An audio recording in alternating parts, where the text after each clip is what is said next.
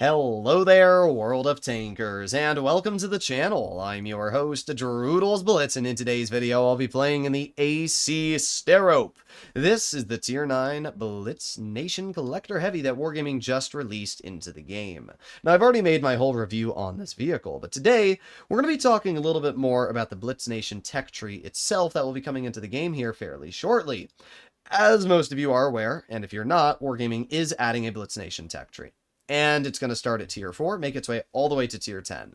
The Tier 10 is going to be called the AC Atlas, and we can see the vehicle right here, or at least the little PNG of it. It's an incredibly ugly tank, and what's funny is that it has almost the exact same capabilities as the collector that I just bought.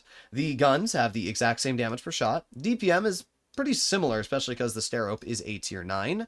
Penetration is the almost exact same. The overall dispersion is very similar on these vehicles. We can see the aiming time is almost the same. The base dispersion is only slightly different. And then mobility-wise, again, very similar on these vehicles. The power-to-weight ratios are very similar. In general, the Atlas is obviously better. It's a Tier 10. If the Atlas was worse than a Tier 9, we'd have a bit of a problem. But when it comes to the guns, when it comes to the overall capabilities of these vehicles and the playstyle, seems like the Atlas and the Sterope are almost identical. And because of that, it should be a good idea for you on whether you should start saving up XP for this new tech tree that's coming into the game, or you should stay away from it.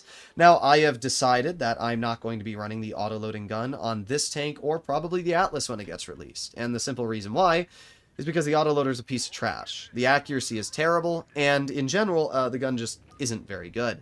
Something else that isn't very good, the mobility. Holy slow, dude. This thing on medium terrain is about as slow as a mouse on its traverse speed, and the turret traverse isn't a whole lot better, as we can see. So when you're driving this vehicle, it can be a little bit frustrating to try and use it, but we will see what we can do here. We got the WZ-114. I guess we're going over to mid.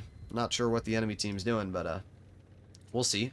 Mobility-wise, this tank's weird, because it does have a top speed of 40, and you can see, like, we're out-accelerating the ST-1, but this tank also has such bad power to weight. It really is just truly horrendous. I would say my biggest part that I do enjoy about this tank is that alpha damage. Being able to roll somebody for 480, it does feel really nice. I mean, look at that. That's 515 into the enemy M103. And this thing does have not so bad DPM either for a Tier 9 heavy. So you have decent DPM. You've got pretty good alpha damage. And just like that, 2 shots, you've already dealt 1,000 damage, which is pretty nice. Armor-wise, this tank is also pretty good. Although I will admit, the side-scraping armor is the worst thing you've ever seen in your life. So don't expect to get any bounces when side-scraping. But there you go. Another nice shot into the enemy mill. And that puts us up to 1,500 damage now in 3 shots penned. Unfortunately, it's not looking very good for our team. In fact, it's looking quite the opposite. Can't really do any damage to the mill. Can't really do any damage to the M103. This is pretty bad. That's all I can say. It's pretty bad. Maybe we can hit the Borsig. Let's load a high explosive. Boom. There you go. Nice 638. But we also have the Emil. And still, oh my god. This is awful. This is the worst experience ever here. I've got all these tanks on me, and there's nothing I can do about them because my team sucks. That's all I can say. Holy bad, bruh. Alright, well, let's aim it on the M103. Aiming. Boom. There you go. It's a terrible roll, but at least we end up penetrating the shell. The only play that I can make here is try and hide my lower plate, force the M103 to load a gold shell, but evidently they're able to pen me with a standard anyway. Let's aim it on the mill. There you go. Nice 478. To be fair, we did pretty good this game. I mean, I can't really say anything negative about this vehicle. When you have a 7-0 and your team can't do anything, there's not much you can do, right? I mean, I can sit here and complain, but it's not going to change the fact that this is just one of the worst teams I've seen in a while. But what I will say is that the gun on the Sterope felt very nice. The 480 damage was quite good. One thing that wasn't very good is the armor. You will notice that the armor on the Sterope, while on paper looks pretty good, in reality, it's not great unless you're actually in a hull-down position. Like, gun depression-wise, it's really good, as you can see. This thing, with 275 mils of pen, is very strong. There's not many weak points. The problem is, the side armor is actually the worst thing I've ever seen. Even at this angle, you can pen the track. So, even with the slightest over-angle, it's not even an over-angle, it's just like the slightest angling at all, you can pen the side armor. It's actually so stupid, because this thing has the worst traverse speed ever. And not only that, but it has absolutely no mobility. You would think that this thing would have tons of armor, but it doesn't. It's only good when using gun depression. And as you can see, some of the games you play, you just can't hide your lower plate. So, oh well. But either way, the tank did fine. We did 2,900 damage, which when you take a look at the rest of our team was pretty decent. The accuracy of the 480 alpha gun is fine. For what the alpha is and the pen, it's actually quite nice. And while the mobility isn't great, it's not the worst either. Now we got a double M6 Yo platoon on the enemy team. And that is arguably one of the most cringe platoons that you can possibly go up against. So, yeah, we'll see what we can do here.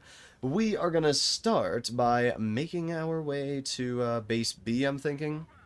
We'll see, but I gotta be careful. Those Yos are really, really dangerous. Now, thankfully, I actually do have a higher top speed than the Yos, and again, in straight line acceleration, this thing isn't the worst. You can see here we're going over 30, 32, 33, and boom, just like that, we're already up to 40 kilometers per hour. So, it's not actually the worst. It's got okay terrain resistances. It just doesn't have a good traverse speed or power to weight.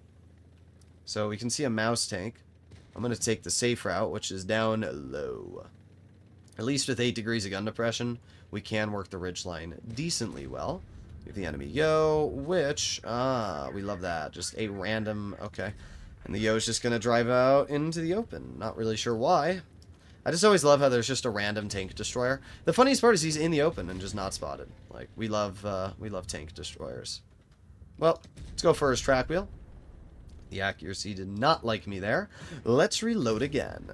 Also, one thing I don't like about this tank at all is that it's mid-turreted, which means that when you poke, you're always exposing your hull to the enemy.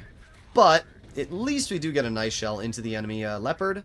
We're up to 950 damage, so Leopard's already pretty dang low. You know, it's also pretty bad, the fact that we're down quite a bit of our team already. It's pretty impressive how bad our teams have been today. Yag Tiger misses. Okay. Apparently we can't pen that. My bad, bro. Crazy stuff so far. Our gun is not treating us too well. Not really sure what this super conk's doing, to be honest. Well, I don't want to put myself in a position where I'm going to get bled. There you go. Nice. 530 into the Yo hatch. Man, these teams are just unplayable today, dude. Like, what am I supposed to do here? We already got the Yag Panzer above me. Yeah, this is not good. That is the only word that I can think of. Let's aim it on the side of the Yag. Boom, there you go. 522, putting us over the 2,000 damage mark now. Alright. Let's reload. 3, 2... Oh, Type 5's dead. Good job. And... okay. There you go. Nice shot into the enemy Yo. However, I don't think it's going to matter. I really don't. Okay. We back on up. There's the Yag Panzer driving over the ridge, aiming, boom. Wow, that player actually just got nuked. Thankfully, my teammate in the Yag at least did a little bit of help there, and we were able to take that player right out of the game. Unfortunately, probably won't matter because we got the enemy Yo on me, who took 1,050 health off. We love the M6 Yo. It's a very, very fun tank. Well, did the best I could, but again, when you get teams that are like this, there's nothing you can do. It's basically a 7-0 steamroll. Only one tank on their team died. That's it. I mean, it's just so unfun sometimes to play Blitz when you get battles like this. But again, the Sterope is doing fine. The 480 alpha, the decent armor, the gun depression, it does feel pretty nice when you're able to get this gun to work. And even though it does have some troll moments, right? There were definitely some moments there, especially on that Yag Tiger. But if we take a look at the end of the game here, you'll notice that we still ended up dealing over 3,000 damage. We pumped out a decent amount. Let's take a look. Yeah, 3,600 damage. We blocked 1,500. So, it's not bad. This is definitely not a bad tank.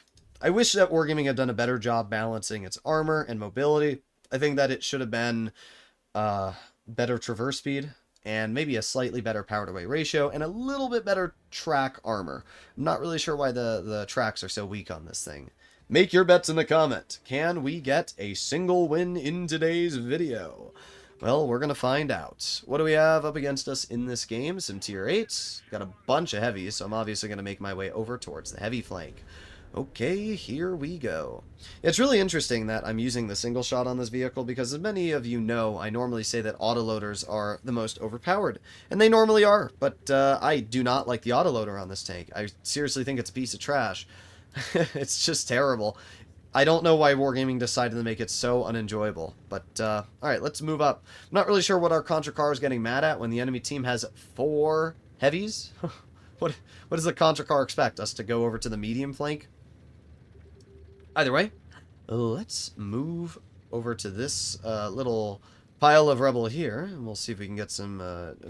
okay, and we get insta-snapped. We gotta love that. We got the T-77, which we do get a nice 498 shot into. You know, it's really fun when the 7.52 just drives out in the open and shoots me because nobody on my team wants to punish him. That's really fun. Well, you know what, 7.52? You're gonna have some fun, because I'm going to take 480 off your tank right there, and now my entire team's here. So please tell me how this was a good play in your part. I would love for you to explain to me how this was a good maneuver. You can tell me that as you're leaving back to the garage. Goodbye. It's players like that that are really annoying. They make over-aggressions when they shouldn't, and then they just tunnel you for no reason. Oh well. But we're going to reload. We have the Bisante in front, and I'm going to wait for my WZ to make the play first. And I'm going to move up. We're going to aim it on the Bisante. Boom. There you go. 600 max roll. That feels so nice when you're able to get a roll like that. It really does. So we're going to reload again. We got to wait just a little bit longer. Will the WZ on our team kill him? No. But with the level of damage per shot my tank has, it's pretty impossible for me to low roll that. So we're up to 2,400 damage. Alright, well, the Contracaro is going to die here pretty soon, and I bet you he's going to complain and cry about his team. Great. We're gonna... okay. I knew I was going to be the target from that Waffenträger. I just knew it. I knew it, because our whole team went down into the dip, and I just knew I was going to be the only one that he went for. How fun. Well, WT clears my teammate, and we're going to push up now. Let's see. Boom. Wow, we got a whopping 4 damage. Boom, boom, boom. Oh, well. We're doing okay this game, and it looks like we might actually get ourselves a win, so can't get too mad. Got the Pantera, who dies, and that leaves us with just the T-54E1. Alright, well, there's the 54. Wow, that was a crazy, crazy lucky shot there. I thought for a second this guy was just going to drive over the ridgeline, but doesn't look like he's going to do that. Unfortunately, it doesn't look like we're going to get too much more damage, as the AMX Defender is going to take them out of the game. But yeah, I have to say, I've definitely grown on this tank. When I was using the autoloader, I seriously thought this was the biggest trash ever. Biggest piece of trash. But after swapping to the single shot, I've actually been having a fun time. I have to say, the gun's nice. The armor gets the job done. And while the mobility isn't the best, it does allow you to get in the position, at least in a straight line. But enough yapping. Let's do one last game in the Sterope and see how it performs another Tier 10 match. Okay, well, we're going to start by moving up to overlook Base C. I would assume that something's going to drive into Base C, but we'll find out, right? Nothing's over there.